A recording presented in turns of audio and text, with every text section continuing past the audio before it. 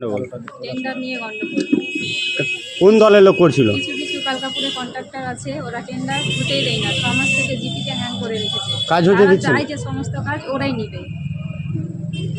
আজ টেন্ডারের কালকে last date ছিল।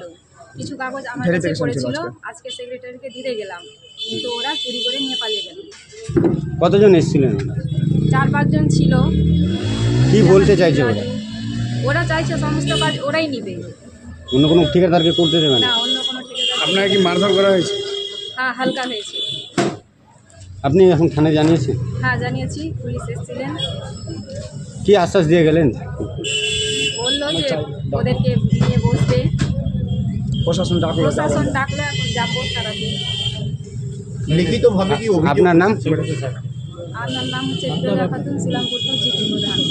কি নাম? গন্ডগোল টেন্ডার নিয়ে আমাদের আজকে অফলাইনের টেন্ডার, কালকে লাস্ট ডেট ছিল। তো কালকে অফলাইনের টেন্ডারে কিছু কন্ট্রাক্টর আমাকে কাগজ জমা দিয়ে যায় এবং আমি 12:30টার দিকে আমার ছেলে পরীক্ষার জন্য স্কুল চলে যাই। তারপর আমি সেক্রেটারিকে বলে যাই যে বাকি যা কন্ট্রাক্টর আছে আপনি কাগজটা জমা নেবেন, আমি কালকে এসে আমরা অফিস স্টাফ মিলিয়ে যার ঠিকবে তাকে আমি ফর্ম ডিসিআর দিয়ে দেবো।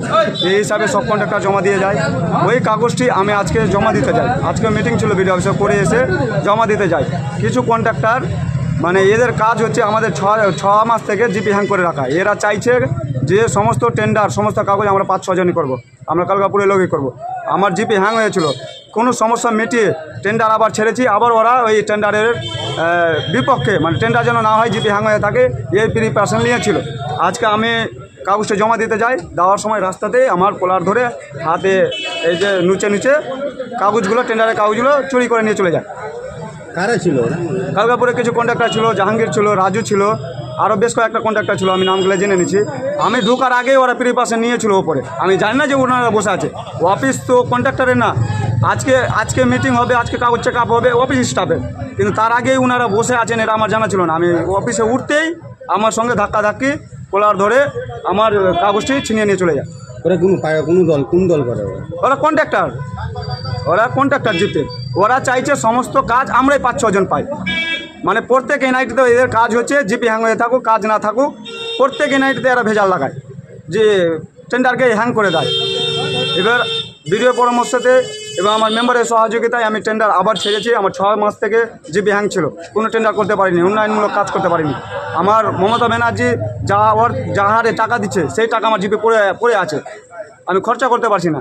এবার আমরা কি মনে করছে সেই কন্ট্রাক্টর কি কাজ করতে দিবে না? সেই কন্ট্রাক্টরে তাদের ভাবনা যে আমাদেরকে সমস্ত কাজ দিয়ে দেওয়া হোক, আমাদেরকে জিপি গছিয়ে দেওয়া হোক, আমরাই যা করব তাই সেই করব। কিন্তু এখন আমাদের নেত্রী চালু করে দিয়েছে অনলাইন টেন্ডার। আমি টেন্ডার ছাড়ার কাম আমি ছেড়ে দেবো। কন্ট্রাক্টররা কে পাবে কে পাবে না আমি তো ওটার জিম্মেদারি থাকি না, আমার ছেড়ে দিচ্ছি। কিন্তু ওদের বক্তব্য হচ্ছে আমরাই সমস্ত কাজ করব, আমাদেরকে সহযোগিতা করতে হবে, নাহলে কাজ হতে দেবো না, জিপি হ্যাং থাকবে, টেন্ডার ওপেনিং ম্যাচুরি হতে দেবো না। এদের গন্ডগোল বলতে কালকে আমাদের একটা টেন্ডারের লাস্ট ডেট ছিল, অফলাইনে টেন্ডার ছেড়েছিলাম। এবার 12:30 পর্যন্ত আমি ছিলাম অফিসে। 12:30টাতে কিছু কন্ট্রাক্টর আমাকে কাগজ দিয়ে যায়।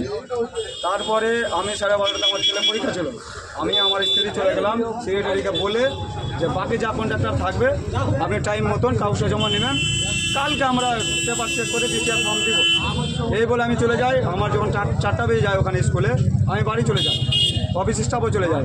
আজকে সকালে আবার আমাদের ট্রেনিং ছিল বিডিও অফিসে, অফিস ঢোকা হয়নি, ট্রেনিংয়ে গেলাম, ট্রেনিং থেকে আমরা অফিস স্টাফ আসলাম জিপি। এবার টেন্ডারের ফর্মটা আমরা মিলানোর জন্য আজকে কন্ট্রাক্টরে কোনো কিছু ছিল না, তার আগে প্ল্যান করা কিছু কন্ট্রাক্টর উপরে বসেছিল, আমার জানা ছিল না।